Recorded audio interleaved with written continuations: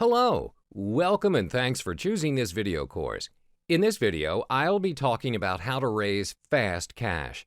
These days, it seems like everyone needs more cash. Unemployment is skyrocketing, especially in the United States. The economy is poor and finding a job in this market is harder than ever.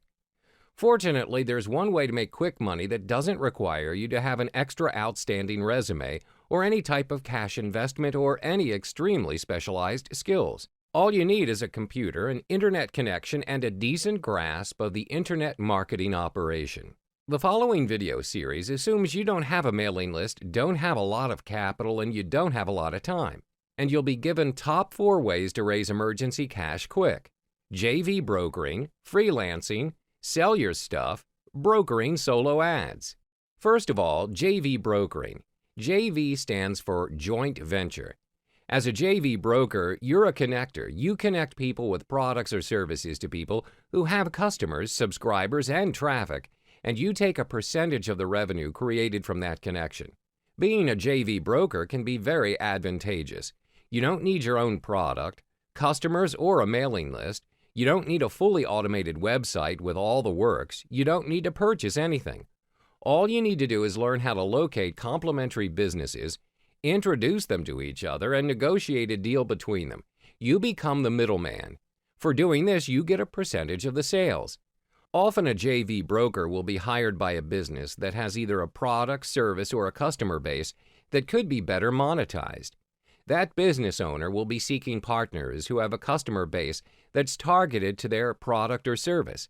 Likewise, the person or business with a customer base will be seeking products and services related to their customers' interests so they can market them to their customers. And this is where a JV broker comes in. You'll be hired by either of these two partner types in order to connect them with each other to create successful and profitable joint ventures. And upon successfully bringing both sides together, you'll be paid a pre-negotiated percentage of sales. Freelancing. Now, what's freelancing? Freelancing's probably the best way you can make some fast cash online. A freelancer sells skills and services online. It requires virtually no setup at all. As a freelancer, you don't have to spend any money to make money. Finding work is pretty simple unless you're expecting to get paid $100 an hour, and most people have some skills that can translate into cash. Skills like writing, designing, voiceover, and more. Later on in this video, I'll be teaching you a couple of ways you can become a freelancer, and you'll be surprised at the amazing possibilities and potential you can sell your skills and services online for that quick cash you can't wait to make. Sell your stuff. I'll be teaching you how to make money by selling your stuff on the internet. I bet you've heard of eBay, right? eBay.com is one of the largest e-commerce sites around. It's an online auction and shopping website in which people and businesses buy and sell a broad variety of goods and services worldwide. This video series will guide you through step-by-step to sign up on your own eBay account, teach you what to sell, and also how to sell them for good money. Brokering solo ads. First of all, let me explain to you what a solo ad is. A solo ad is a form of advertisement that's sent out to an entire portion of an email subscriber list. The process is pretty simple. Some internet marketers will accept payment in exchange for sending an email you have written to their mailing list. People buy solo ads to either make sales, collect emails or names to build your own list, or do both. And as a solo ads broker, your job is pretty similar as a JV broker. You're connecting a particular party who's looking to advertise its product or service to a list of subscribers, together with another party who has an existing relevant mailing list with subscribers that are potential buyers. This video series will teach you how to find clients and connect to solo ads, vendors, as well as giving you a list of websites that you can join to find clients. Ultimately, this video series is specially designed for people like you, people who need money now and can't wait for some business opportunity to work itself out. With that being said, let's get into the substantive content. In the next hour and a half of this video series, you'll learn great ways to make money online in a short amount of time and without risking any large investments in the process.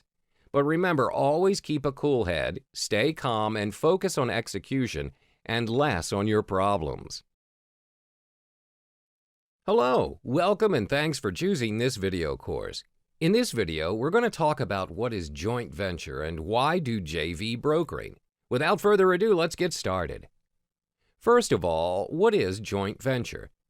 A joint venture, or JV, is a formal arrangement between two or more firms to create a new business for the purpose of carrying out some kind of mutually beneficial activity, often related to business expansion, especially new product and/or market development. Partnerships and joint ventures can be similar, but in fact can have significantly different implications for those involved. A partnership usually involves a continuing long-term business relationship, whereas a joint venture is based on a single business project. Parties enter joint ventures to gain individual benefits, usually a share of the project objective.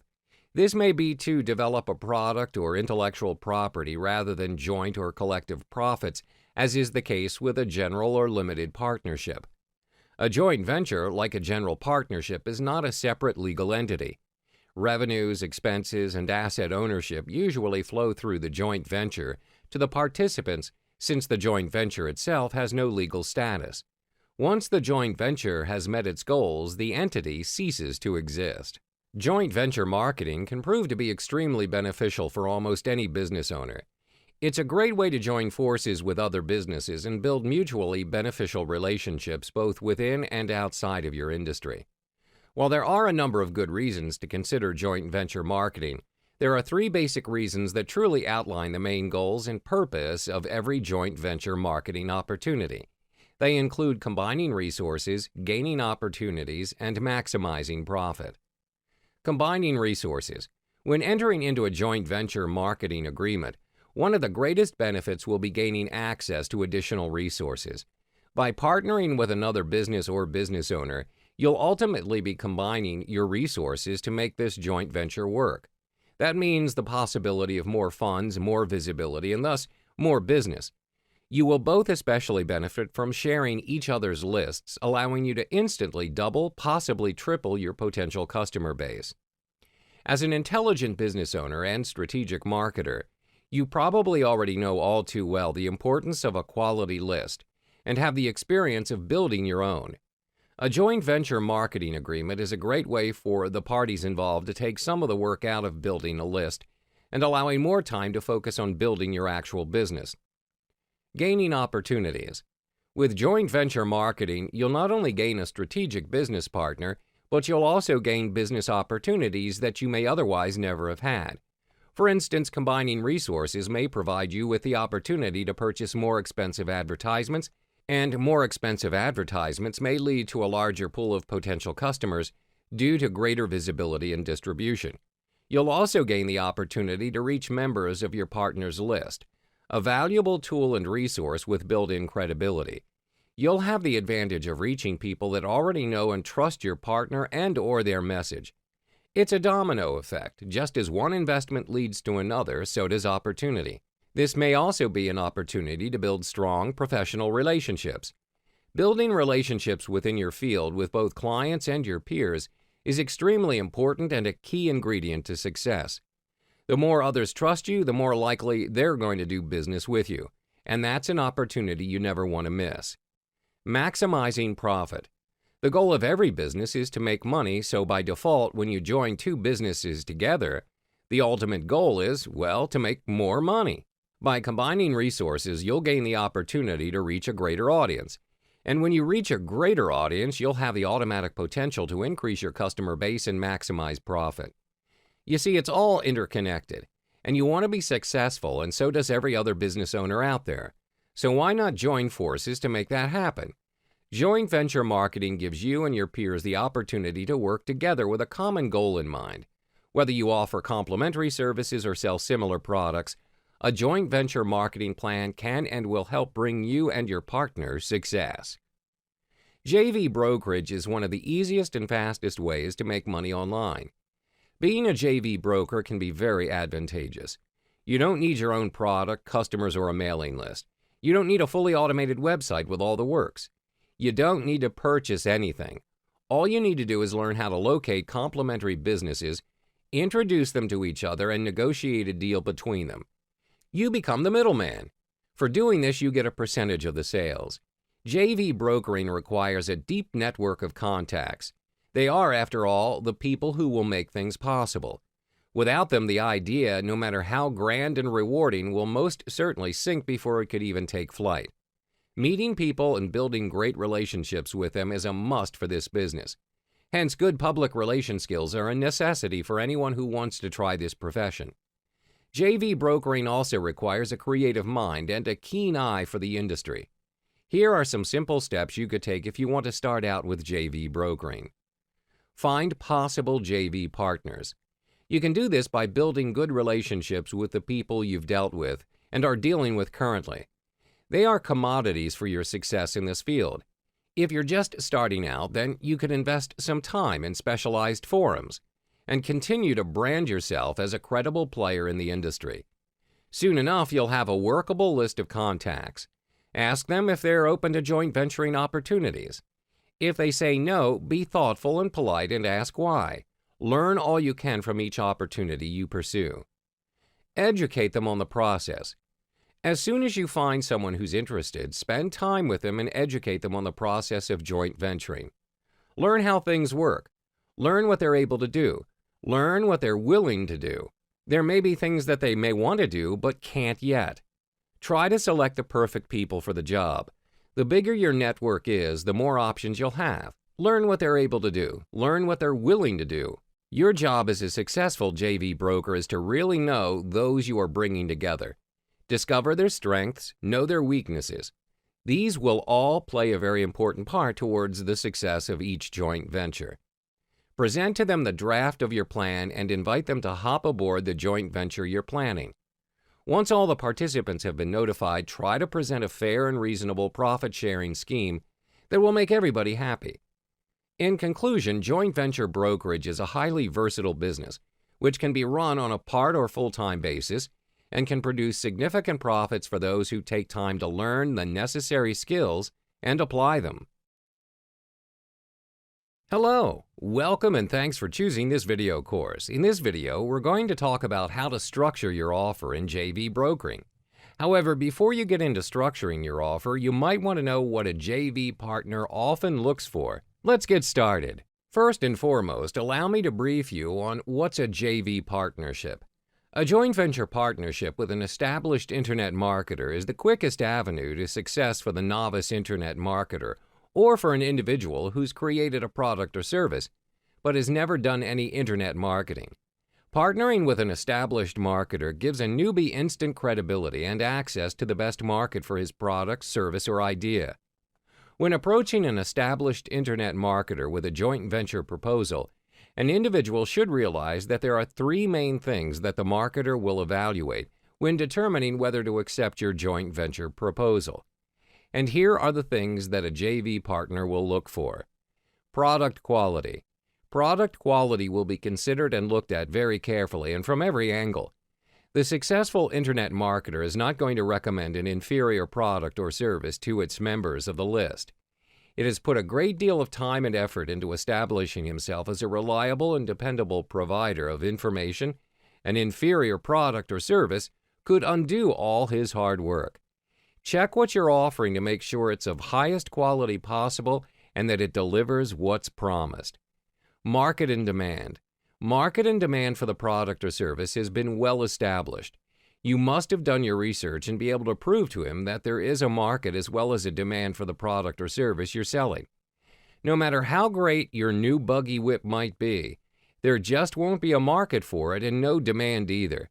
What you're selling needs to be relevant to today's marketplace. Sales letter. How persuasive your sales letter is written will be the final determining factor. Even if you have a high-quality product or service for which you have established that there is a market and a demand, if your sales letter is weak, the established internet marketer will not bother with you. And now we've come to options for structuring your offer. There are two options for you to choose from, which are 20% brokering fee and a one-time flat fee. You might be wondering which one to choose or which one's better for you. Don't worry, let me explain it to you. 20% brokering fee means that you ask for a 20% commission from every sale of the product or service. Of course, you can always negotiate on the percentage with your partners to achieve a win-win situation. But note that you are not the only broker. People always manage to find a substitute of you who would offer a reasonable price. Communicate with both sides of your partner to achieve a balance that makes everyone happy. Next is the one-time flat fee. This means that you only offer once with a flat price. However, we don't recommend this offer unless you're really desperate to raise money. This is because a one-time flat price doesn't offer a long-run benefit to you. You're only being paid once even when the sales are still going on. Hello, welcome and thanks for choosing this video course.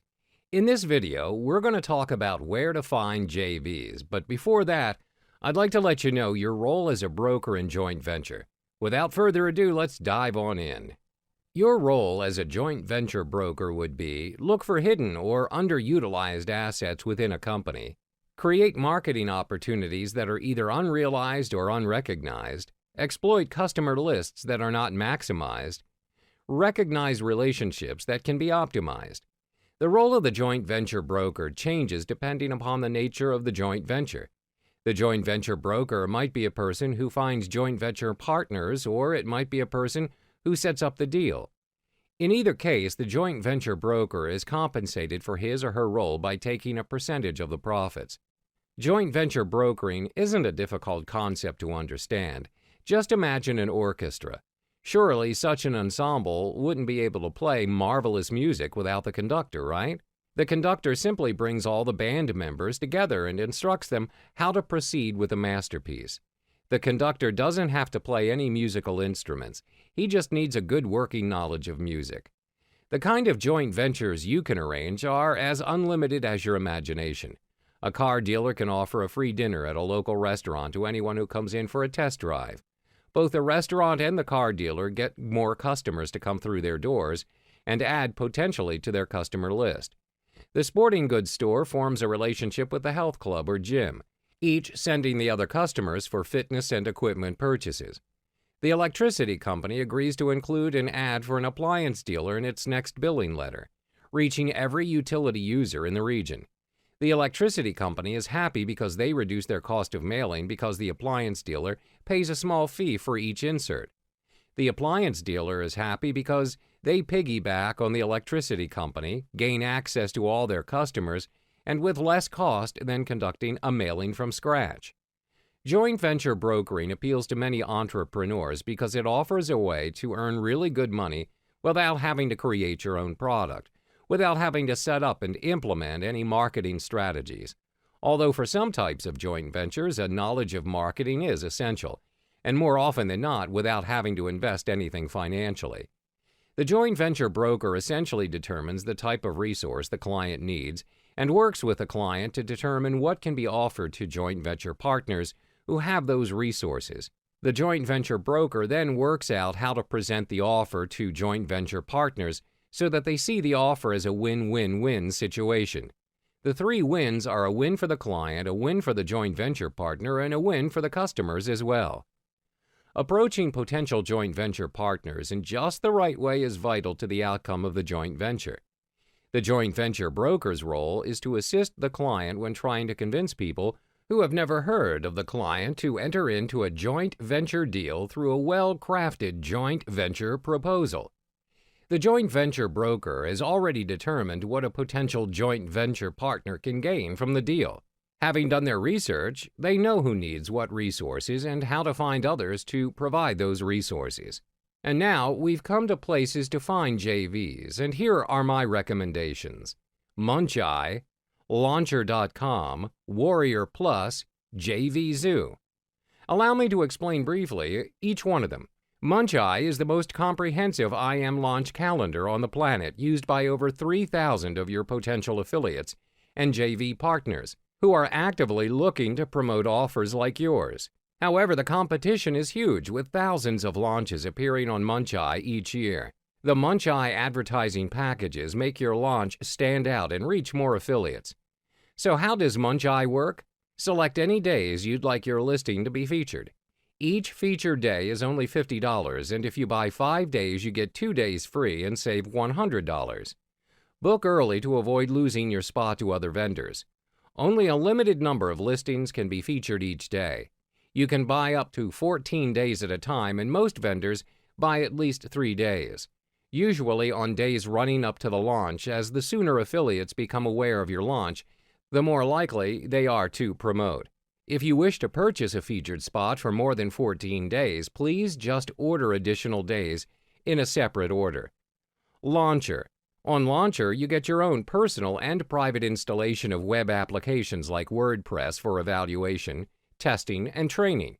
You can share your installations with other users or even share your own custom solutions. Launcher is offering a free account, no credit card required to register, no strings attached. It is great as well to put up your own commercial products and services. How does Launcher work? If you want to use a web application, you first have to sign up or log in. This is required because Launcher is offering personal installations. You can select from the list of products and solutions and get your own installation with a simple click on Launch Now. After a few seconds, the application is installed and ready to be used. And yes, it is as simple as that.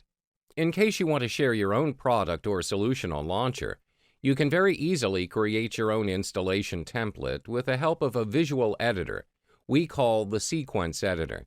The drag-and-drop web interface requires no programming skills. However, you might need some knowledge about how to set up the product. Warrior Plus. WarriorPlus.com is an all-in-one Warrior Special Offer WSO management system that handles every aspect of WSO marketing. The Warrior Plus is the only tool on the market that makes running a WSO marketing campaign easier than ever. A Warrior Special Offer can be a product, a service, a subscription, or a membership. These offers are usually found in the Warrior Special Offer section on warriorforum.com. When offers are posted in that section, it signifies that those offers are something worth checking out. The Warrior Plus system will automatically send out files, membership information, license codes, and activation codes to customers that purchase your WSO.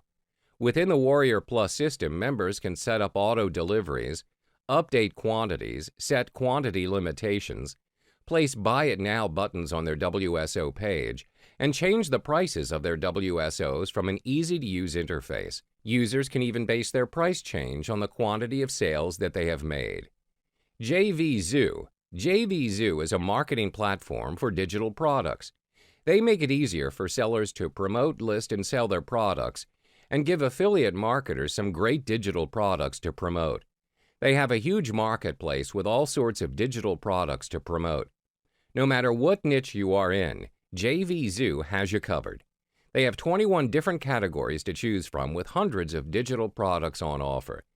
JVZoo is for the makers of digital products as well as affiliate marketers who are looking to promote these products on their websites and blogs. There are many other digital marketplaces on the internet today, but I really like JVZoo. You might need to sort through their products to find a good one, but there are some really great products available on JVZoo. You will be sure to find something that would do well within your niche.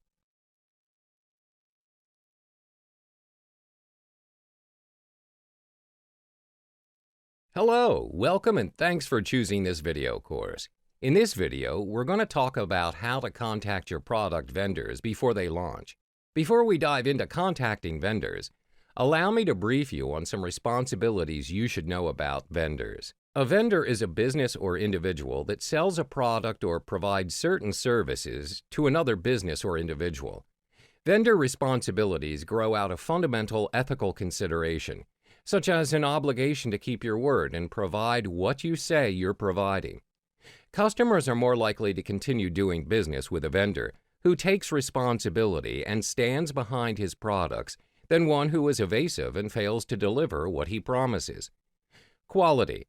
Vendors are responsible for the quality of the products they provide. Although some products are designed with an eye on price more than quality, every product must at least meet minimum quality standards that are consistent with its price. For example, a manufacturer of a cheap brand of olive oil cannot be expected to provide olive oil whose quality is comparable to that of an artesian olive oil. However, he can be expected to provide an olive oil that is not rancid and is of sufficient quality for basic cooking. Punctuality. Vendors are responsible for providing the products they offer in a time frame that is consistent with the expectations they create. A vendor who fails to deliver a product on time can create trouble for business customers whose sales depend on the promised materials. A vendor who is late in delivering a product to a private customer can cause inconvenience or waste his customer's time. Honesty. The responsibility of a vendor to be honest with his customers extends from his claims about his product's effectiveness to her billing practices. Vendors should never make false claims about the materials in products or about their own qualifications for providing these products. In addition, vendors should refrain from overcharging customers and should provide exactly the products and services that the customer has ordered, unless they specify that these items are no longer available and offer comparable alternatives. Sometimes choosing a supplier or vendor is as simple as asking a friend who they use in their business. Other times you need to go through a formal selection process. To make sure the vendor you choose is the best to provide service or product your clients need as you are the broker, use these 5 steps below as a guide. Document your organization's need. Before you can do any kind of selection of the potential vendors to provide the service to your client, you must document in detail. This will help you out greatly later on when you look through your notes and the vendor material you realize that their offerings are not the same. When you meet with potential vendors, you need to be able to judge what they can do for you against what you need them to do and make sure there's a good match. Identify the potential sources.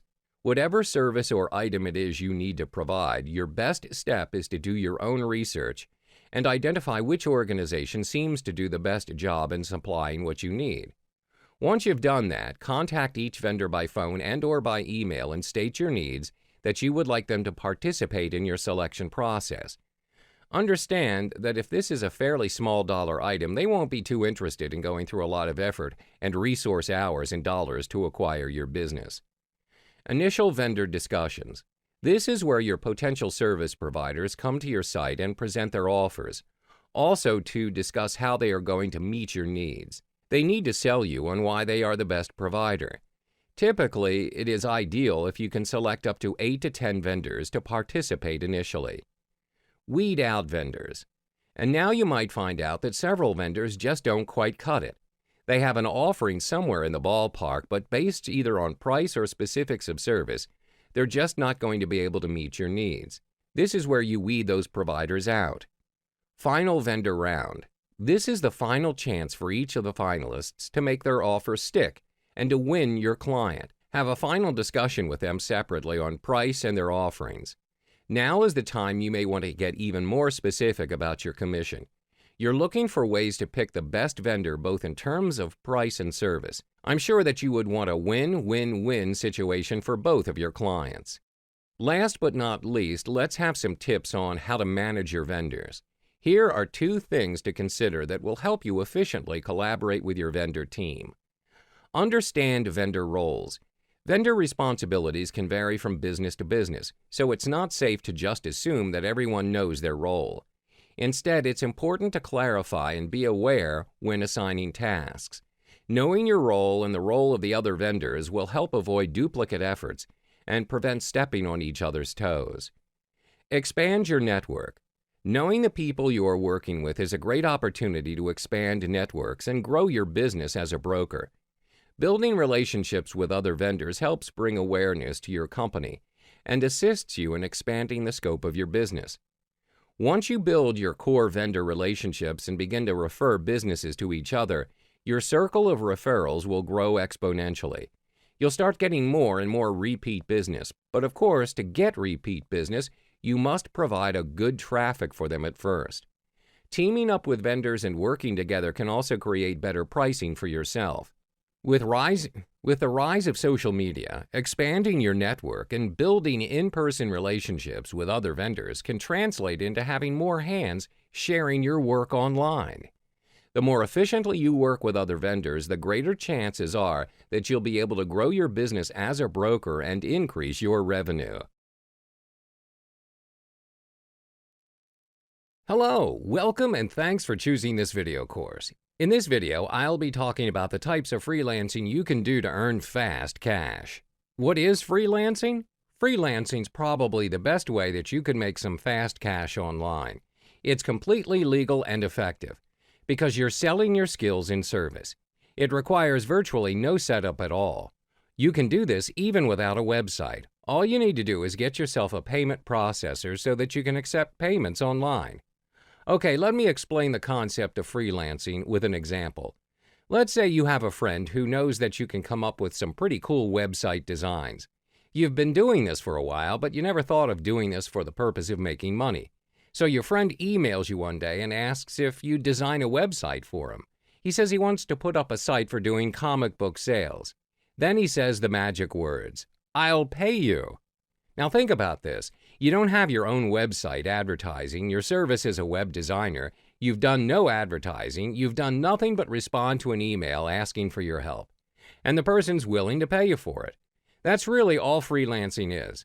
There are millions of people out there who need to have various odds and ends jobs done for them. They're willing to pay for this service. All you got to do is go to where these people are, find out what they want, and offer them your service. Yes, it's that simple. Okay, so the question is, what are you going to freelance? There are many opportunities on the internet that will allow you to render your services for a fee. Whatever it is you're good at, there are always people who need what you can provide. These opportunities are collectively known as freelancing. It's very easy to do some freelancing work on the internet. The entire world is your market. In the pages to come, we'll be discussing these 5 freelancing opportunities that can provide you with a stable income, the amount of which may even rival the salary you receive from your day job. Confused about where you can find work? This report will tell you where to source out some clients, enumerating specific places where you can find some projects, places which are proven, and places which are brimming with potential clients. It will ensure a great start for your freelancing career, and it will share some tips and tricks that'll help you to compete with the pros. Writing. The easiest way to make cash as a freelancer is through writing. All you need to have is a pretty decent command of the English language, including the proper use of spelling, punctuation, and grammar. It doesn't have to be perfect, but it needs to be decent enough. Freelance writers make about $3 to $10 per article for web content. I know $3 probably doesn't sound like a lot of money, but with practice, you could easily produce a couple of articles per hour, which would earn you a minimum of $10 or more per hour. That's not bad at all, considering you can do it from home or anywhere at all, and you don't have to fill out a job application or sit through an interview. It's one of the easiest ways to making some quick cash. Plus, as you go along the way, you build a reputation, come out with a portfolio of sample writing, and get some testimonials. You can increase the price you charge for your writing. You could easily be earning $6 to $10 per article in no time. That would mean you would be making $30 to $50 per hour. That's definitely not bad. Graphic design. Similar to freelance writing, freelance graphic design work is a great way to make quick money online. You can get paid anywhere from $10 for an advertising banner up to a few $100s for a complex website design. If you're really good, you can get higher prices than normal, especially once you get some testimonials. You'll need a website where you can showcase samples of your work. You can send potential clients to your website to see your work, check out your prices, and contact you if they want to hire you. For now, I'm going to assume that you don't have any prior experience to freelance graphic design. So in that case, it's essential that you begin by accumulating items to put in your portfolio, which you will show prospective clients. At a minimum, you will want to create the following objects. 1, an ebook cover. 2, a banner. 3, a small business logo. 4, a payment button. Remember, since all of your work is likely to be used for commercial purposes, it's critical to use stock photos and photos that are in the public domain. Otherwise, you could be violating someone's copyright. Once you've created a small portfolio of items that are sufficiently attractive and well-polished, it's time to begin marketing your work through various channels. Technical work. Site setup, WordPress. You can also make some quick cash by offering your skills in some technical work like website setup or WordPress setup and design. There are businesses where the owners have no skill or knowledge at all in technical work, and as such, they're willing to pay those skillful ones to solve their problem. And there are also clients who have too much to handle and are just looking for extra help to take care of their site's maintenance and development. You can offer your service from simply setting up a website to selling a WordPress maintenance package to your clients. We're talking about offering a monthly WordPress maintenance package to your clients. There are plenty of small and mid-level organizations with no internal web team. They've got websites they outsource, and details like security and backups are a constant worry. WordPress needs to be kept up to date, and too often clients don't bother. Then you get that panicked call about a hacked site. Or some kind of oops makes it disappear. They want you to bring it back right now, but they never paid you to set up any kind of backup system.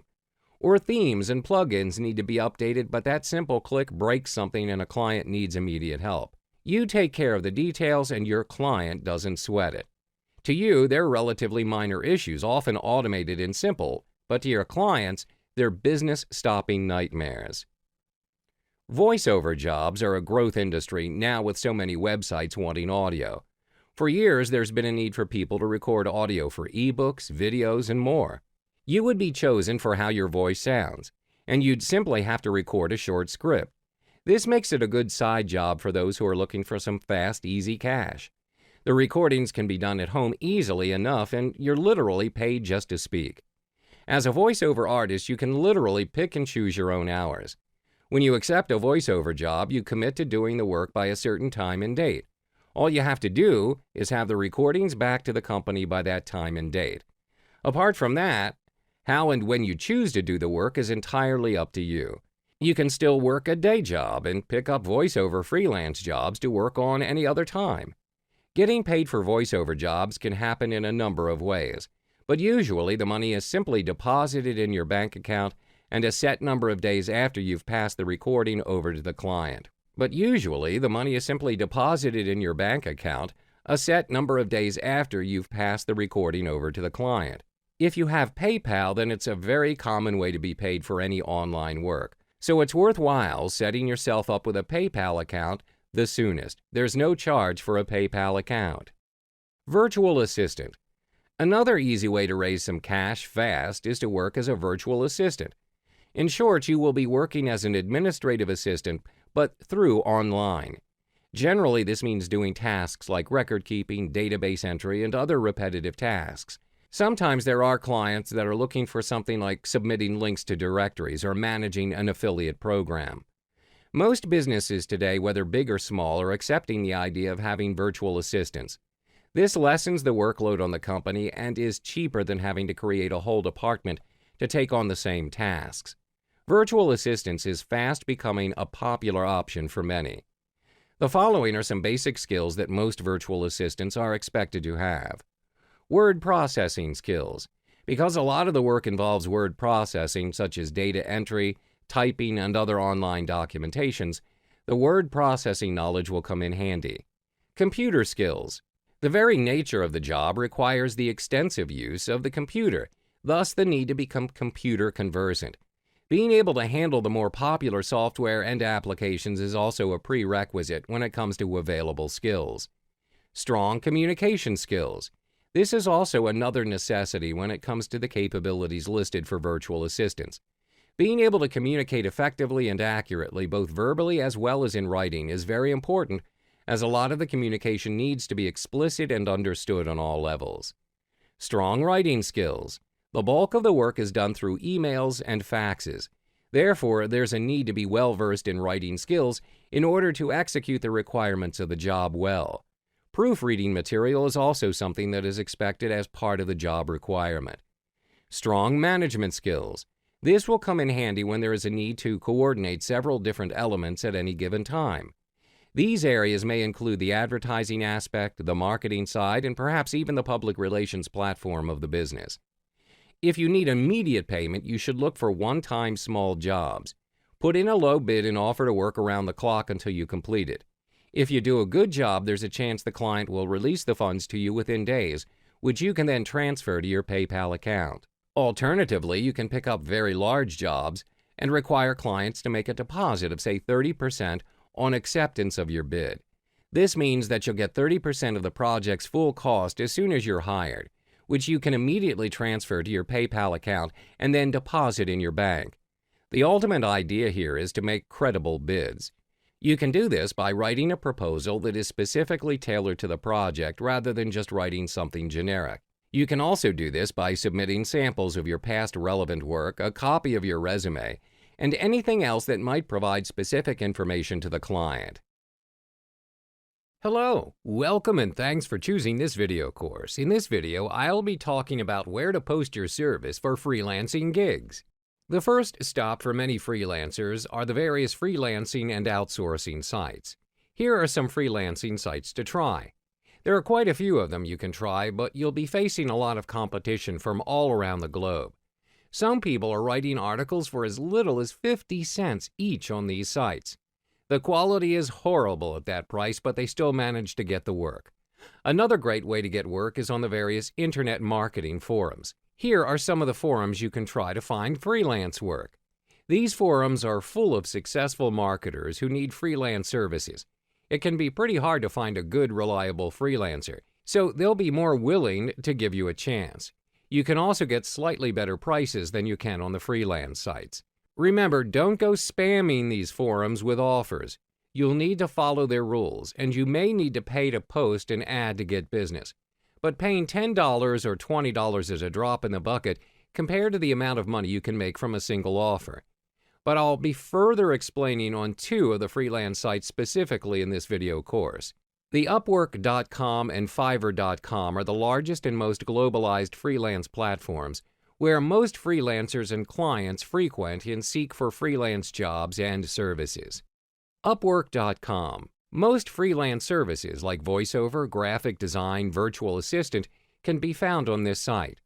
With over 1.5 million clients, Upwork, formerly Odesk, offers something for every type of freelancer. With over 1.5 million clients, Upwork, formerly Odesk and Elance, offers something for every type of freelancer.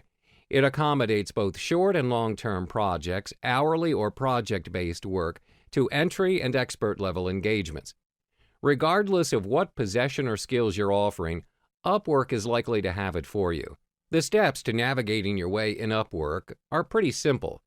Just simply sign up for an account on the site and you can browse through thousands of job postings. It's made simple as you can search by category based on your skills and fill out applications for anything you find relevant. If you get interviewed or hired, you can track your hours or project status on Upwork and then get paid directly through the site. Here are some ways to increase your chances of landing a job.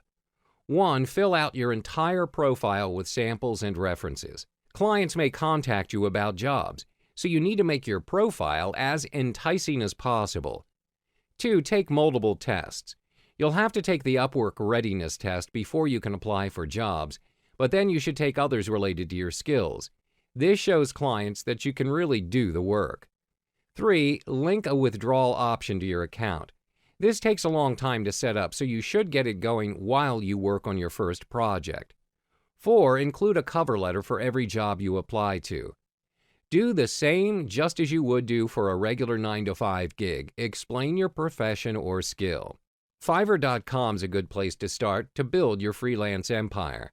Sometimes looking for a platform to present your services can be the most difficult thing for a freelancer. Connection is all a freelancer needs, and Fiverr has created this platform for you. This is a place where everyone can be connected to search for the services they need. Fiverr is a marketplace where people can offer their services starting at a cost of $5. The concept of Fiverr is straightforward. As a seller, remember this 4-step procedure.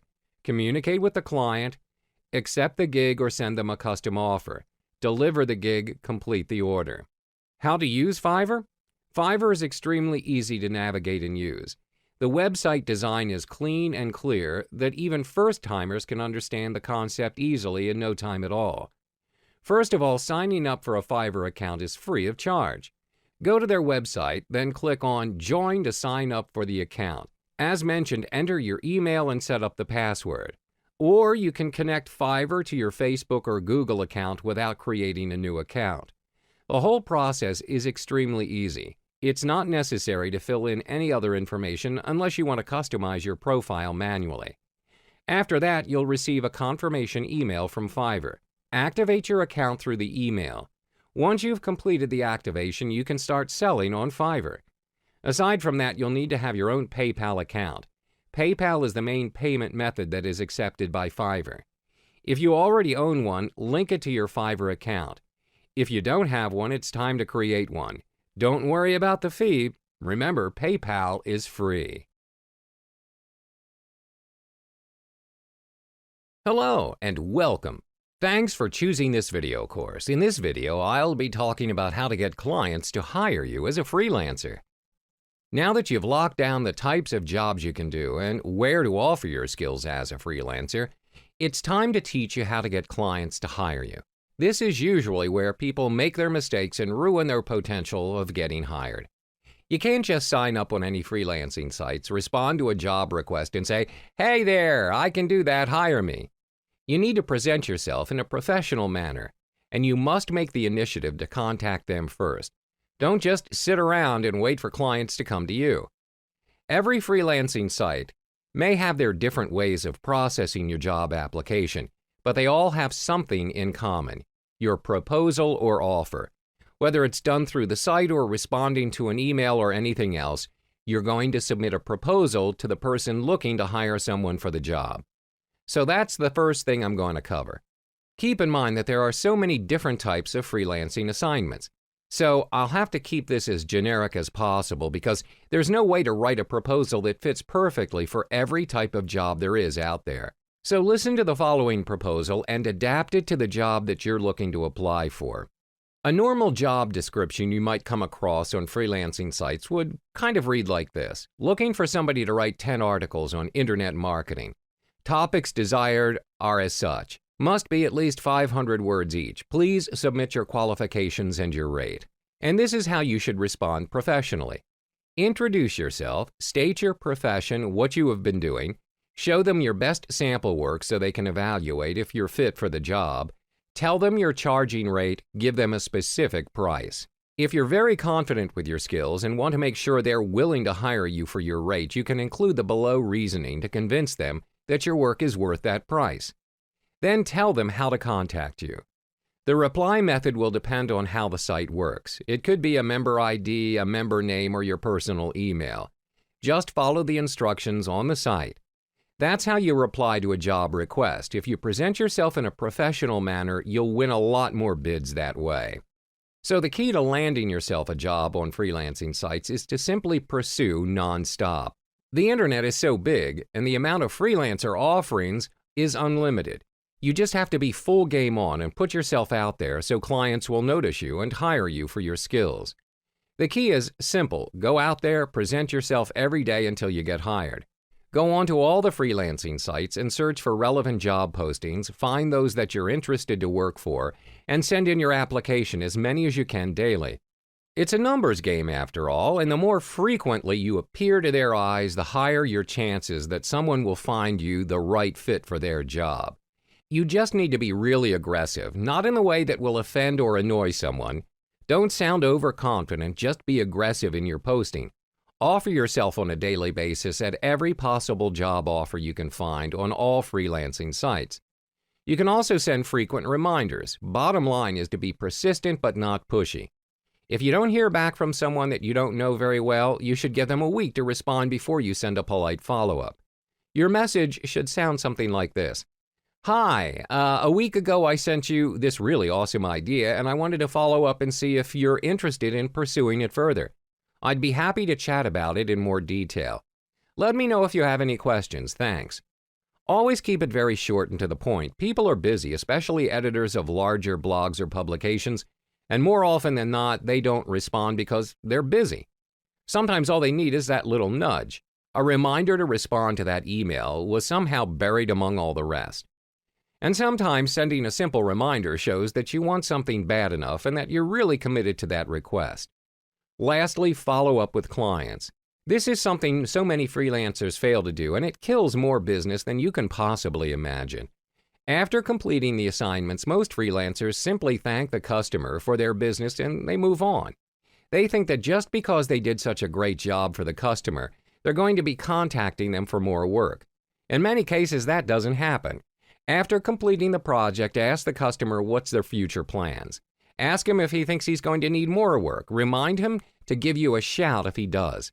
There's an old saying, out of sight, out of mind. And trust me, once you're out of sight, you're so out of that person's mind, he may even forget you did the work for him. Keep the relationship going, but make sure to keep things professional at all times. Hello, welcome and thank you for choosing this video course. In this video, I'm going to guide you step by step on how to set up your very own eBay account, as well as your eBay store. When it comes to setting up your very own eBay account, it's as easy as setting up your own social media account. Before we jump into setting up your eBay account, there are two types of accounts that you need to know of from the start, which is the personal account and the business account. There are two means to determine if you should go with a personal or business. If eBay is all new to you, start with a personal account first. If your business blooms, you can consider stepping up into the business account without any loss of previous transaction history. If you already have an established retail or online business, you can straight out go for the business account.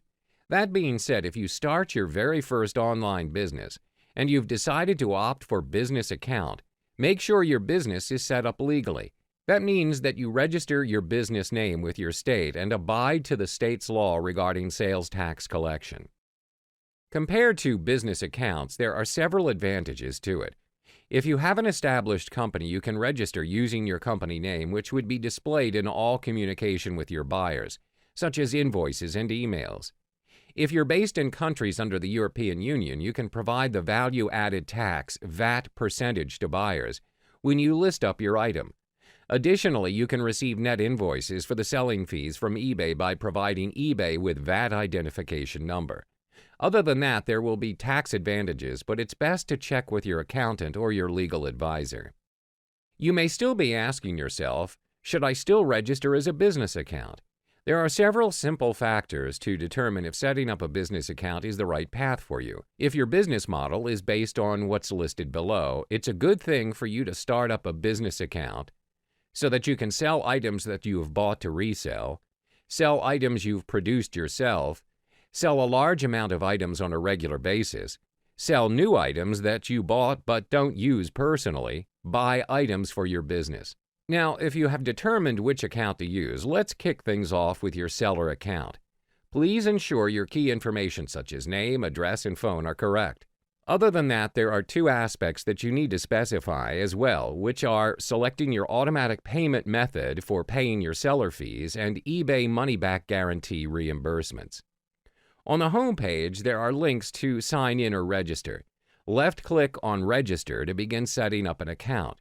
This will take you to a screen where you're required to enter your personal information. You will be required to key in your email twice and a password.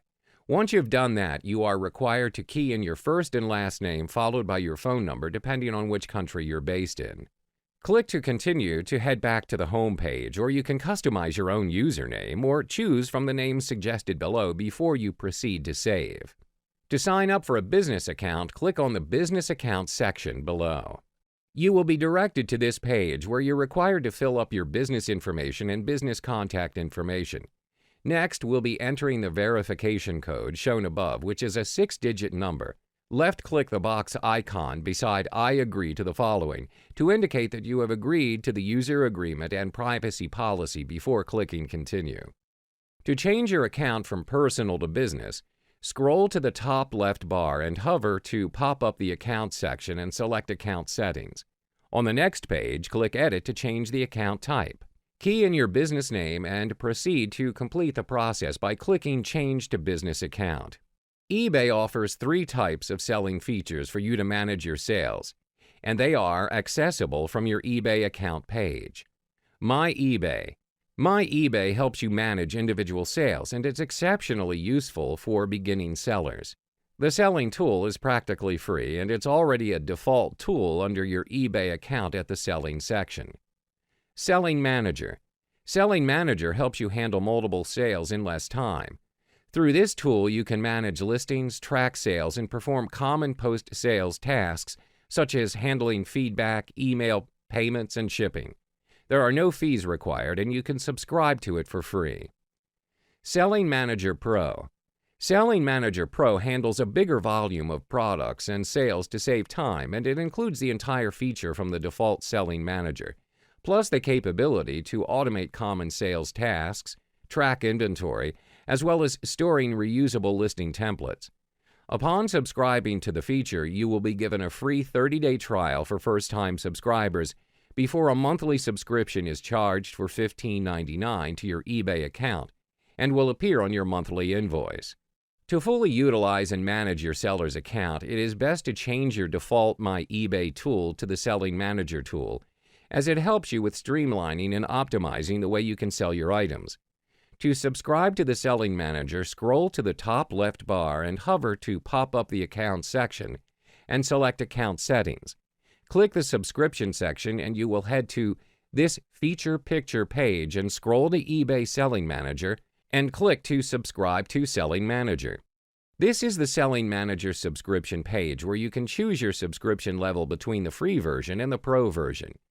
Once you've confirmed choosing the Selling Manager, which is free, proceed to the Continue button to confirm the changes. After you key in all your personal details, you'll need to determine an automatic payment method for your selling fees. You may be wondering, what is a selling fee? Basically, anything you're selling on eBay, you are required to factor a certain amount of fee depending on what kind of item you're selling. Your selling fee essentially is used for enlisting selling items into the list. If there is any chance you'd like to change your payment method, it can be done at any time by following the method here. 1. Go to My eBay. 2. Click the Account tab. 3. In the Payment Methods for Seller Fees section, click the Change Automatic Payment Method link and then make your selection. 4. Follow the on-screen instructions. Moreover, you can also make a one-time payment option which allows eBay to collect your selling fee from your credit card or bank account, only when you choose. You can choose from one of the following payment methods. 1. PayPal. 2. Direct debit. 3. Credit card. That being said, you can make your one-time payment, which is a manual, non-recurring payment option, where you authorize eBay to collect a payment from your credit card or bank account at any time by following the method below. 1. Go to My eBay. You may be asked to sign in. 2. Click the Account tab. 3. Under Payment Methods for Seller Fees, click the one-time payment link and follow the on-screen instructions. Just like a physical store or a web store, eBay Store is a comprehensive e-commerce solution that helps you get more out of the eBay marketplace and the millions of buyers worldwide who shop on eBay. With the eBay Store, you can gain exclusive marketing and merchandising tools along with customization features to make your eBay Store outstanding to gain the trust of your customers. Things to note about having an eBay Store is that you need to have a seller account with your credit card on file. Moreover, you need to have a PayPal account up and verified as well.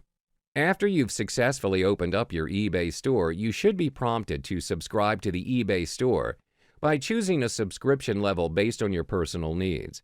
When it comes to deciding which to subscribe to, the basic store is the best option if you are new or inexperienced with online business. Moreover, if eBay is a new platform for you to conduct e-commerce business, it's best to choose the monthly subscription to test out the market before considering using eBay as a long-term online business site. Once you've keyed in your desired store name, click Continue to proceed to the order page details before proceeding to confirm your monthly subscription to the basic eBay store. Hello, welcome and thanks for choosing this video. Now that you're all set with setting up an eBay account, the next big step is finding the products to sell. Generally, anything is sellable on eBay, but of course there are certain items that are prohibited in eBay. There are only 3 simple steps to determine what product you want to sell. 1. Do your own research on the market segment that you're interested in. 2. Look for manufacturers or wholesalers that can reliably dropship products for you. 3. Choose several viable products to sell that conform to your selected niche market. That being said, these 3 steps are highly significant, and it's best to follow them through instead of skipping them. When it comes to conducting research, you need to have a careful planning and research at each step. In doing so, you can easily avoid most of the common pitfalls of dropship selling. Dropshipping is basically acting as the distributed sales force for manufacturers and wholesalers who either cannot or don't wish to act as retailers. All you have to do is being a virtual distributor, whereas the rest of tasks, such as handling the physical order fulfillment and shipping, are done by the manufacturers. To kick things off, you should start with a select few items that you have carefully chosen so that you won't find yourself in an overwhelming position with auction fees before you even actually start selling anything.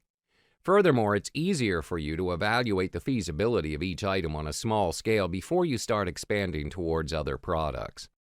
When it comes to choosing your dropshipping partner to work with, spend more time in narrowing down to the list of best partners with the best possible deal. Any dropshipping partner that's approved by eBay is quite reliable to choose from, but you'll find that their entire product catalog is well represented on eBay by a number of other dropshippers.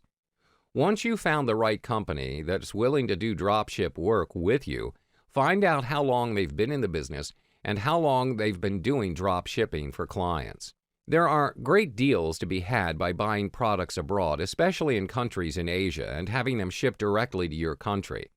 There are setbacks, of course, like dealing with foreign countries due to international shipping and custom regulations, but generally most eBay dropshippers suggested avoid using foreign suppliers entirely.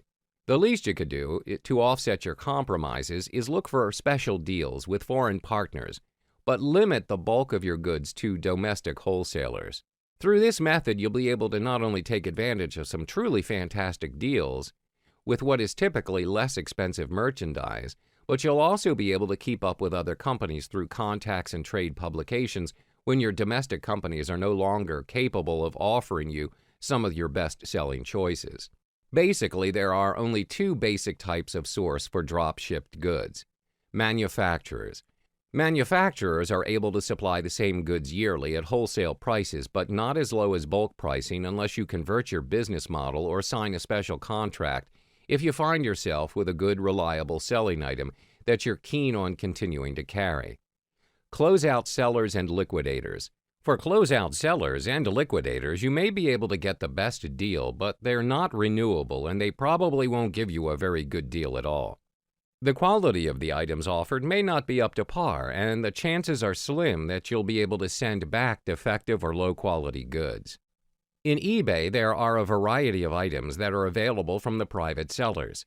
That being said, niche markets are the optimum way to compete in this very crowded eBay marketplace. The best way to determine a niche is a product that is not widely available at your local retail store, including such online retailers as Amazon or Shopify.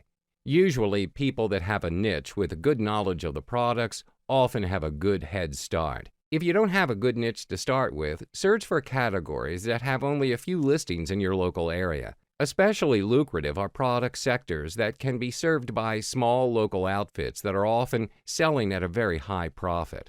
The market in itself is pretty much saturated throughout the years, but they're not entirely out of line, as there may still be suitable niches out there for different consumer electronic categories, but they may still be harder to come by. Even though there are several target markets out there to choose from, be prepared to compete with other wholesalers, which means that your prices will have to be lower than your competitors. These items are applied to different categories ranging from craft-making supplies to photography equipment and to just about everything else in between. You can even supply raw materials for projects, plans, and patterns for crafting items, finished products, or even ebook guides on how to make money from a given hobby. To focus on this particular niche of items, you need to absolutely fill that niche completely to make your store more appealing for customers and their desire to visit your store. There are various items that can be formed into a collectibles item, even if the items are not in the best shape. There are still people more than willing to fork out money to purchase them. Generally, there are well-known collectible markets out there for such items as dolls, figurines, and even stuffed animals. In eBay, collectible items are usually very well present, and they have become collectors' go-to areas to search for. This is generally the go-to option for drop shippers, since many trades have a very specific niche for the materials and tools. Furthermore, there's a high chance to have a specialized trade publication that is highly valuable source of information about wholesalers and manufacturers that could have gone through with local distributors that charge an excessive amount to carry the manufacturer's unique product. If you take the opportunity to contact manufacturers and inquire about the dropship opportunities, you may find yourself in the chance to serve markets that have single distributors that they have overlooked even without undercutting their pricing. Not to be confused with the media from the local or international media that delivers news to the public. Media refers to items such as books, movies, and music that are sold on eBay. This niche, especially electronics, is pretty saturated, but there are still specific niches out there which can be pretty uncommon, especially in countries that do not have access to it. Dropshipping on eBay has become a staple technique in eBay, and it's in your best interest to try this method out. Hopefully, this guide will help you with determining what to sell on eBay through dropshipping. Good luck! Hello, welcome and thanks for choosing this video. When it comes to selling stuff on eBay, most sellers would have the business mindset of the more you have on your list, the more you can sell. What you didn't know is that there's more to eBay than meets the eye. There is so much more you can do with eBay instead of selling stuff from your own list. That being said, let me share with you several strategies that you can do to sell stuff that you don't even have to entirely own it to sell it out. Perhaps one of the most basic ways and the most applied way of making money on eBay by sellers, which is selling collectibles, antiques, and memorabilia in specific categories on eBay for the highest market prices. Generally, any eBay seller out there that sells collector's items is usually well-versed with what they're selling because it could be their hobby or interest. This is the part where you should start, and that's where you will make the most money using this strategy. Do more in-depth reading in your field to widen your knowledge and get as much good reference material and price guides as you can. Now, if you have sufficient knowledge and experience in the items, what can you do to maximize your income selling antiques, collectibles, and memorabilia on eBay? If you're listing items for sale using eBay's provided selling form, you're actually losing money here. What you should do is get an eBay listing software and save each listing you make. Through this method, when you're ready to sell the same item or similar item again, all you have to do is press a couple of keys to list. Check out Shooting Star software now to list auctions and track post-auction management, which is available at this site, www.foodogssoftware.com. This software allows you to save every listing on your hard drive, and it includes free auction counters. Moreover, this software allows you to make unlimited listings, not just on eBay, but on other e-commerce sites as well, such as Amazon. There are various softwares out there today for you to try out ever since auction selling has become popular in the internet. Generally, any software company out there will offer 30 days before you have to buy or register, which is good. There's also software out there that is offered free, but the features certainly cannot be compared to paid software. Now, that being said, search and try out the software and see which one complements well with you. When I state how to sell stuff you don't own, what it really means is selling other people's stuff, such as antiques, collectibles, or even other eBay sellers' items for a percentage of the hammer price. You can handle tasks such as determining the best photo to use, creating the descriptions of the listed item, handling the transaction, and shipping process. To earn back the effort that you put out, you can charge for 10 to 20% or more of the hammer price after cutting down the eBay fees. You can use the net listing where the owner says to you, all I want to get out of this sale is $50. You can keep whatever you get over that. The low minimum bid method may not work in this situation, and you'll probably require making it a reserve auction, or kickstart the auction at $60, that's 50 plus 20%, with no reserve. If it fails to sell, make sure you get a refund for eBay's listing fees or get them up front from the owner. A short contract between you and the owner is essential. An attorney will be more than willing to help you put one together that you can use. Use it over and over again by photocopying it and filling in the details with every new client. Check with your attorney before doing this to prevent any legal problems from occurring. There shouldn't be many problems with doing this, and there are people out there who practice it and make lots of money not just for himself but for the clients as well. It's pretty much a win-win situation between you and the owner. All you have to offer is your technical expertise, and the owner provides the merchandise. It's as simple as that. To find a client, all you need to do is search eBay Seller ID. Topcat to see his or her listings. 99% of the items he or she is selling are on consignment from other antique dealers. Arbitrage is basically a method used in the stock market by big players who search for price discrepancies from a single market to another. This method is even repurposed and applied in the eBay marketplace. All you need to practice this method is to specialize in the item you desire to sell. Add depth to your knowledge, read more books, study anything related to your field. That way you see the item, you understand all the features from top to bottom compared to other sellers out there that provide an overview explanation or a description of the item. From there, you can turn around and sell the item on eBay Gain for a nice profit due to the fact you fully understand its true value, comprehensive description of the item, better quality pictures with various angles of the item, instilling great confidence to the bidders that you know what you're selling. That's basically what eBay arbitrage strangle is. What you should do to take opportunity of the eBay's market on the buying side of the trade. Create a list of search items that will help you seek out items that you're interested in. Take, for instance, when you search for a limited edition gaming mouse. Always have a list of terms in a text file on your computer, and all you have to do is copy and paste the keywords into eBay's search window. When you're coming up with a list of items, use terms that a person who's familiar with what they have listed would use. For example, the limited edition gaming mouse, search on limited edition glow-in-the-dark mouse. Always make your search terms obvious. Once you've found an item that you know you can make a profit out of it, bid early and enter the highest bid you're willing to pay. Do not ever go back and enter another bid. That's a straight path to losing your money. If you get it at your preferred price or better, good. If not, the item goes beyond your highest determined price, just forget it and move on to the next item. It's very easy to have bids on 50 to 100 items at one time. If you win 10 or 20 out of 100, you're actually doing very well. When it comes to searching for certain items that are not sold at retail stores, your best bet is to look for it at the local auction house or during an online search. That being said, let's look into what kind of places you should keep an eye out. Yard sales, a great place to buy cheap and rare items. Generally, you don't have to spend much time looking for auction merchandise at yard sales unless you're looking to buy conventional items. Rummage sales, similar to yard sales, but they are run by NGO. Charitable fundraising sales and auctions. These sales are run by volunteers of an organization who are trying to raise money. Most of the items are donated to the organization, where the items are priced and tagged before auctioning.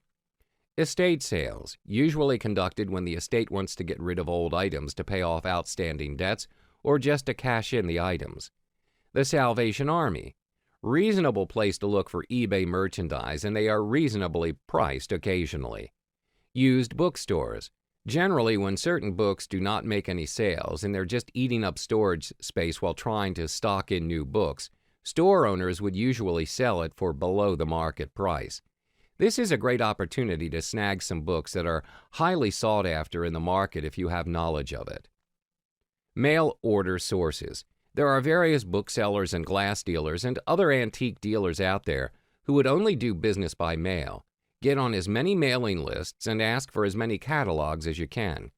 There will always be bargains from time to time, and it's generally worth getting the catalogs even if you never buy anything, because they offer important market information and description of the items. $1 stores. Yes, $1, but the items are either books or merchandise. New stores. You can find good stock in new stores at the main sales table. At times, the items such as closeouts or specials can be bargain. At times, the item once purchased are not returnable. Shows and fairs, generally run by associations in which members of the organizations can display their items. Usually, they hold them at large halls at places such as a university, hotel, or convention center, or even an auditorium. The Internet, pretty much the only place that you can find any item that you search for. Hello, welcome and thanks for choosing this video course. In this video, we're going to talk about the solo ads business. So what does it mean by solo ads? Curious? Let's dive in and know more about it. Solo ads, also called email marketing, It is a business tool that enables you to communicate with your staff, your suppliers, and your customers by sending out emails. When considering a definition for email marketing, there are a number of ways to define it, from the broad to the specific.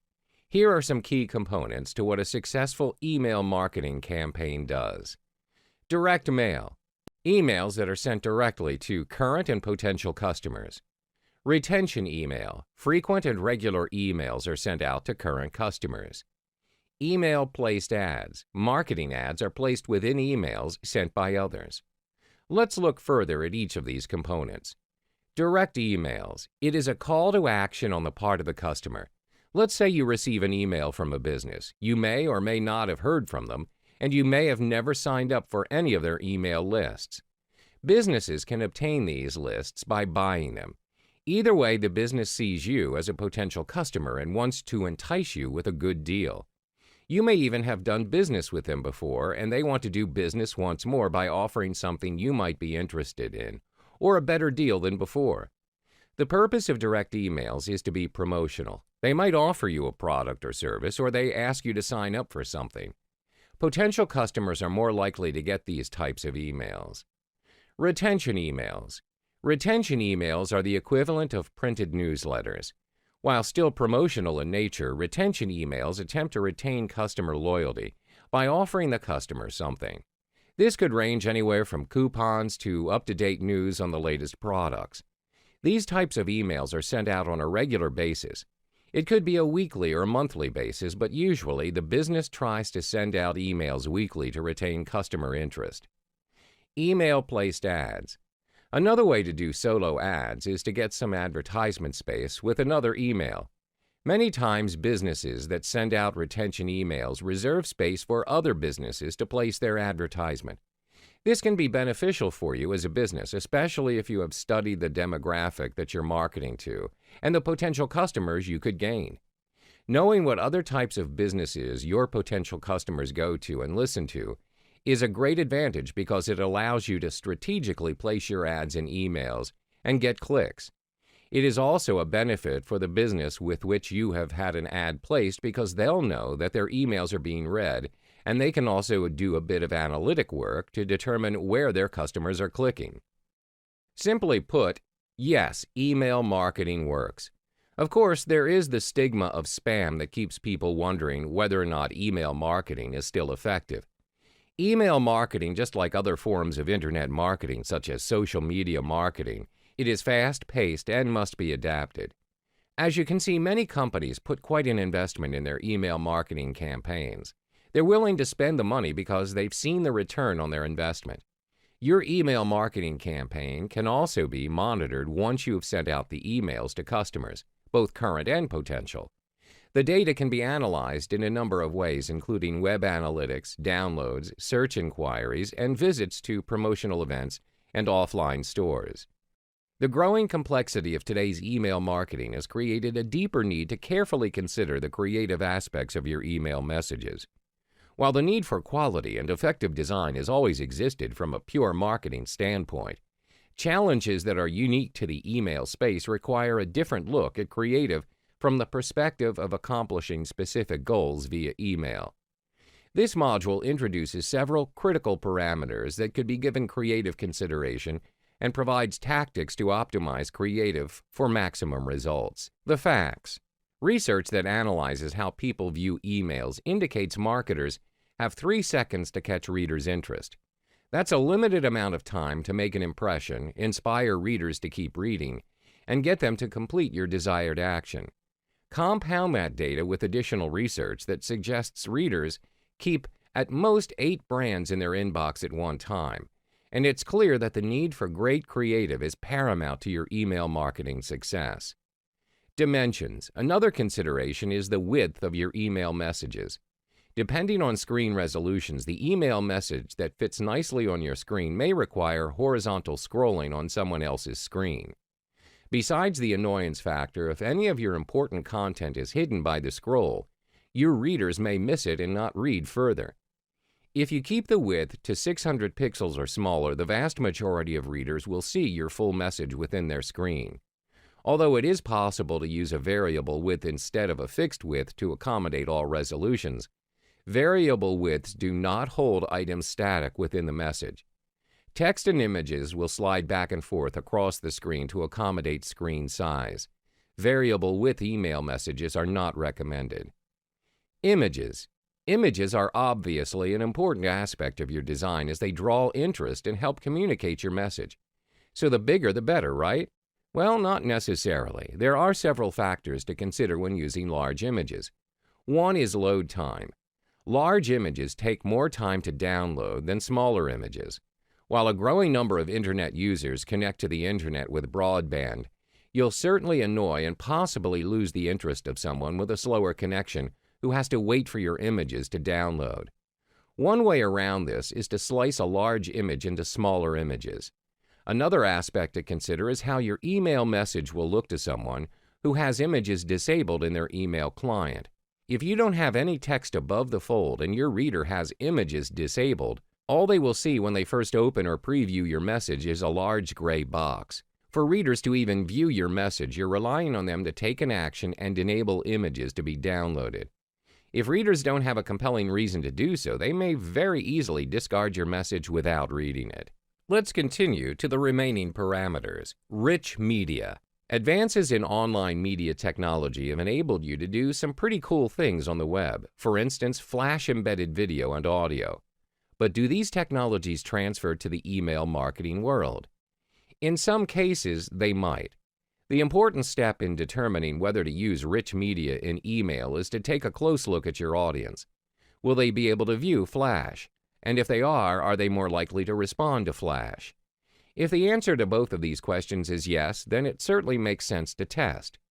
However, you'll find that being able to view Flash and other rich media consistently in different email clients is not common. Flash is not supported in many email clients. Specifically, Microsoft Outlook 2007 does not support Flash or video. Even with email clients that do support rich media, your audience may not yet be ready to receive this new technology via email, and using it could affect response rates. Another factor to consider is the ability to track activity generated by rich media. Landing page considerations. Getting readers to click on links in your email is your first goal. Your second goal is to convert those clicks into a desired action. Increase your conversions with a well-designed landing page. Although this is not a module about landing pages, we'll list a few things to keep in mind when designing your landing page. Match the message and elements of your landing page with your email message. For best results, repeat the headline from your email message at the top of your landing page. This gives visitors a feeling of familiarity and comfort. It tells them that they've arrived at the right place. Create a single path to your offer. Your landing page needs to be designed to prevent visitors from wandering away from the path you want them to take. Therefore, eliminate unneeded elements, such as links to other resources, navigation bars, etc. Keep visitors focused on completing the desired action. Viral opportunities. A recent survey by Sharp Partners found that almost 90% of adult Internet users share content with others via email, and the respondents are forwarding frequently.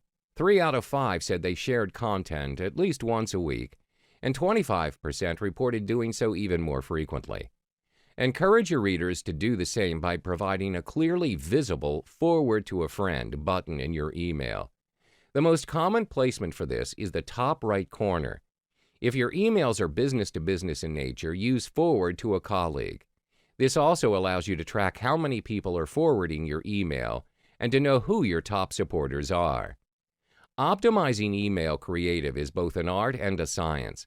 It should also be a never-ending process. Our best recommendation for optimizing the creative for your email messages is to take a close look at your messages and try to implement a few of the areas noted. After you've made some changes, track the results and optimize a few more areas.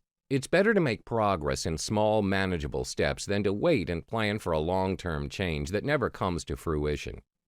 If examined on a regular basis, email creative can be a major contributor to the growth and success of your email marketing efforts. Hello, Welcome and thanks for choosing this video. When it comes to finding vendors, most people would use Facebook as the main platform. This is due to the fact that it's so much easier to stay connected, not only just to the vendors, but other buyers as well. Not to mention, it's even more convenient to determine which vendors have the right niche of subscribers that suits your solo ad campaign. Let's jump into the module, shall we? Compared to using Google Search or solo ad membership sites, Facebook Group is perhaps one of the best mediums for you to find the most compatible solo ad vendor for you. It's also a great platform for both buyers and solo ad vendors to provide or gain first impression of a vendor. Through these groups, you gain access to other users' comments and the results they have gained from the solo ad vendors. That being said, there are various subgroups you can find in Facebook, and it's pretty easy to find a group. Now, to find a group, there are several keywords that you can use to find certain groups. 1. Testimonial. 2. Marketplace. 3. Traffic. 4. Traffic directory. 5. Group. 6. Tested. 7. Online market. These are the select few top keywords that are used to search for solo ad groups. Even though there are various groups to join, there are two things that you need to keep an eye out for. Firstly, to determine whether the group is still active or not. This is to ensure the group is still consistently getting updated from other members about solo ad vendors regarding feedback and status. Generally, smaller subgroups are the ones that potentially end up losing steam and go inactive. But it's best to check the group's latest posting through the timeline section. Secondly, go through the timeline posts to see the posting environment. What I'm trying to say is that any drama or conflicts being posted, spam or irrelevant posts, and toxic negative comments. If any of these issues are present in the group, it's best to move on and find the next group. Generally, most groups with administrators or moderators would do their job to moderate the group, and that's a good group to join in on. Even though most of the testimonials posts are positive, a majority of the posts are mostly done by other solo ad vendors and not the buyers.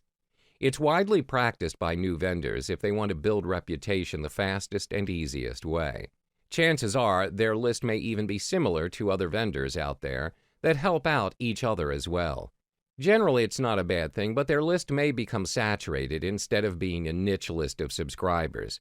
If you're aiming for a niche list of subscribers, look for new vendors as their lists are not saturated with other solo ad vendors. You can easily determine it by their testimonials, the quantity of their sales, or even their referrals. That being said, you can still opt for mainstay vendors, especially those with positive reviews from various people's testimonies. I can't exactly point out each and every group due to the fact that there are tons of Facebook groups out there to join. The least I can do is recommend several groups that you should join. Solo Ad Testimonials, one of the groups with the highest amount of members, with over 26,000, so it's easier for you to find the right vendor that suits your niche. Other groups such as Solo Ads and Ad Swaps and ClickBank Testimonials are part of the groups with higher amounts of members, reaching over 10,000 as well. Even though groups with high amount of members could potentially widen your exposure for your ads, the results may still vary depending if the subscribers are compatible. If you're looking for a close-knit group with group members that only have over several thousand members or less, it may prove to be fruitful to you if you manage to get the right vendor. Check out Solo Ads Empire if you're looking for a private group instead. Besides looking for the right groups and vendors, the most important aspect when being part of a group is to abide to the group's rules and regulations. When it comes to posting, always follow the format that's been regulated for member posts, and only post certain content that is allowed depending on the group, such as testimonials or buying clicks only. Moreover, any post that requires in-depth details, such as funnel clicks or clicks banked, is required to be stated. Furthermore, always ensure the group rules regarding posting certain unrelated posts, such as clicks for sale, bank clicks, or affiliate links, is allowed or not. When it comes to post frequency, find out how many posts are allowed in a certain day or time frame to determine if a member is considered a spam or not. But posting for members are only limited to a single post per day.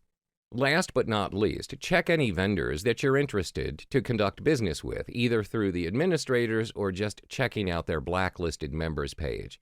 just to ensure the vendor is not a scammer or a fraud. Hello, welcome and thanks for choosing this video. Have you ever thought about where and who I can choose the solo ad vendors? Most of the time, people would usually opt for the top solo ad vendors, but in fact, the proper way to find the best solo ad vendor is the one that suits you. So, without further ado, let's start our module. When it comes to finding the right solo ads vendors to help you with email advertising, chances are you'll find yourself not getting the results you expected to find. In this case, most of the time, you'll realize that the promises that the vendors provided are not 100% certain that they would deliver. With the growing trend of using solo ads, the market's pretty much filled with various solo ads vendors, which are either new or old. Moreover, the policy's pretty much conducted through advanced payment for their services, with no refund policy. And in this case, assuming your solo ads did not work out, you'll find yourself losing a whole lot of money. Now the key question is, how do I find the right players to run my solo ads? First of all, you need to find a vendor that has a list of subscribers that fills in your niche. Generally, any solo ad vendors out there have their very own personal sales page or a Facebook page to keep in touch with their subscribers. That being said, how do you exactly find them? Now, there are three ways for you to find them. One is through Google search, Facebook groups, and solo ad membership sites. With Google search, you could search for your niche plus solo ads. Even though it takes 1 to 2 steps to finding a solo ad vendor, it still isn't recommended to rely 100% off the top 3 search results and what the vendors offer from their sales pages. The second method you could try is Facebook groups. Similar to Google search, just type in solo ads in the search field and you'll find them. Compared to Google search results, you'll see that the Facebook groups results shows that the solo ad vendors are testified based on the Facebook group community members. This is one of the best ways to gain results on how good the vendor is with his or her subscribers. The third and last method you could try out is solo ad membership sites. There are various sites that you can sign up for, whether you want to buy, sell solo ads, or do both. You can try out solochecker.com, which is free, and you may just find yourself several top vendors suited for your business there. Most of the vendors offer solo ads at an affordable price compared to their actual price shown on their sales page, and most of the time they can deliver the clicks at the same day within several hours. Now that being said, the results may affect traffic you'll get, and it's quite hard to stay in touch with the sellers before booking your solo ad. Moreover, there are chances that the vendors at Solo Checker will not stick around with the business in a long-term basis. Additionally, there will be blacklisted vendors there that conduct fake traffic, so it's best to check through all the essential details with any particular vendors that you do so desire to conduct business with. Another site that you could consider is the Udemy.com site, which you can buy and sell solo ads. Moreover, Udemy, they offer ad swaps and clickbanking services, which is a great thing if you already have a list of subscribers. Most important, always be wary when searching for solo ad vendors and check through all the necessary details. The TrafficMonopoly.com, which is a relatively new site, is also a good choice to search for solo ad vendors. You can even get good discounts from premium solo ad vendors as well. Compared to other membership sites, they have a contract with over 90 top solo ad vendors, and you can get a lifetime for only a single payment, which is a great benefit. This is a crucial step to ensure the solo ad vendor is legit and still active, as it has been known there are fake solo ad vendors out there, as well as inactive ones. There are several aspects that you must look into before you could come into a conclusion if the vendor is good. First, are those testimonials legitimate or fake? Are they from their sales page or through Facebook group posts and comments? Most important is checking out the video testimonials, as they're not exactly an easy way for vendors to fake those. Secondly, are the testimonials old or recently updated? Has anyone ever received sales? What are the terms and conditions? Can you use your own email swipe? Lastly, do they add new subscribers to their list daily?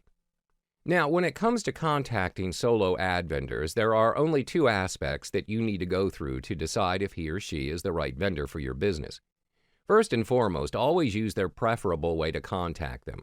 Usually, they would have contact info listed at the bottom of their sales page. Generally, solo ad vendors prefer to get contacted through Skype messaging, which is a really good way to converse in real-time conversation without the need to waste time waiting for a reply, be it through email or social media chat messages. The second aspect is to ask questions. Just like conducting an interview, the three main points that you must cover is their speed of delivery, cost per click, and their tier type traffic. You can find the answer to these three main points at their sales page. If they don't, feel free to ask them. Always ask questions that determine if the solo ad vendor is suitable to help out with your business. This is to ensure if the solo ad vendor is able to accommodate to your solo ad campaign as well as your outcome for how many subscribers and front-end sales you'll gain. Now, that being said, it's best to get subscribers that are highly engaging into your mailing list. 1. How long have you been in the business? Similar to ice-breaking, you may come to understand more of his business background, as well as solidifying how long he or she has been in business, as well as his or her credibility. 2. Who is on your list? This allows you to come to understand if their list of subscribers actually complements your business or not. Cover all the specific details to ensure that his or her subscribers are the right market for you. 3. Did your subscribers double opt-in? This question will give you an indication whether his or her subscribers are responsive or not in terms of opening their emails. 4. Is your list built on paid traffic only? Assuming you're also running your own list of subscribers, if the solo ad vendor subscriber list is identical to yours, there is no other reason to run a business with the same traffic source. 5. Will my offer suit your list? Similar to question 2, but instead this question's directed towards his thoughts if your solo ad is compatible to his or her list. This is to build up more insight and perspective before you kickstart your solo ad campaign. 6. Do you add fresh leads daily? This is to determine if the vendors have added in any new leads into their sales page. Fresh leads that are added regularly will be able to prevent a saturated traffic. 7. Will you send to your list only? This is to reaffirm that the vendor's lists are actual people that would click to the email. 8. Do you use rotators? A very important question. This is to determine if the vendor is actually running any script that would redirect your original link to a different solo ad buyer landing page. 9. Will you send my swipe or your own? To have an even concrete proof that the vendor is not using a rotator, this question is to ensure the vendor is using your swipe, which you could sign up to their list. 10. Can I see the swipe you're going to use? I follow up to the question number 9 if the vendor does not show his or her swipe. This is a red flag for you to avoid buying from them. Chances are the vendor's not answering your question number 8 honestly. If the vendor shows you the swipe, you can improve the subject line of the first email in your sequence and landing page headline. This is to meet their expectations and use similar or exact words. Hello, welcome and thanks for choosing this video course. In this video, I'll be talking about mindset conditioning on how to raise emergency money. There are just a few things that you might want to tuck in the back of your mind for your freelancing productiveness. These are some aspects on how you can work with your mindset conditioning to ensure you do not experience burnout in the process of working to raise emergency money through freelancing. Having to raise emergency money. I know that you're either in a rather tough financial situation now or you're just out there wanting to get some extra cash. Regardless of your purpose, you should emphasize on being calm and less desperate. Your attitude affects how good or bad you will perform, and your performance will determine your results. What you believe in and how you feel strongly about things will influence the way you react to them. Having a positive mindset means acting in a positive way. For example, you send out 10 applications and got 10 rejections today. The same thing happens tomorrow. On the third day, you'll expect rejection again, and this belief will create a future of failure because you hang on to that losing attitude. It will form a psychological effect where you're expecting it to happen before it really does. Positive thinking really works wonders. When you feel good, you work well and create better results. It's like a giant wave that gives you only the good things in life. While you cannot avoid negative feedback and rejection, you can look at these objectively and use what you learn from it to keep on target. You learn fast from these failures so you can succeed faster. You just need to stay calm and continue hustling. It will eventually come to you. Like I mentioned before in the earlier video courses, freelancing is a numbers game. You just have to hustle hard in getting yourself out there to appeal to clients to hire you for jobs. When you first start off, it's nothing you can do to gain immediate project credibility as compared to other experienced freelancers. So if you want to compete, you have to do it along other margins, namely price and completion time. If you can offer lower prices and fast delivery times, there's a good chance you'll get selected every once in a while. Another important thing to keep in mind is that you will not be selected for most of the projects you bid on. In fact, when you start, you can expect to get rejected at least 75% of the time. Don't use this as a reason to give up. Instead, continue to post on all projects that seem reasonable given your skills, and get comfortable with the idea that you won't always be selected. As you complete more projects and get more feedback, your acceptance rate will improve. So when you start making money, save some to eventually build a real business. You can make some good money through working freelance. When things start to go well, you'll be making some money, probably way more than the emergency cash you wanted to earn initially. This is the golden time to expand your career. You can multiply the amount of money if you are determined to build a real business. Create a budget, both personal and business. You can seek advice on the expenses that people typically have freelancing in your area of interest and use that as a basis. Then save up accordingly. Build up a big fund to start your own business. If you follow through your budget planning and make serious cuts in your spending, along with diligently saving some money, you should now have a nice surplus of money coming in each month. Don't be tempted to spend it. Instead, sock it all away into a savings account. In fact, do it automatically.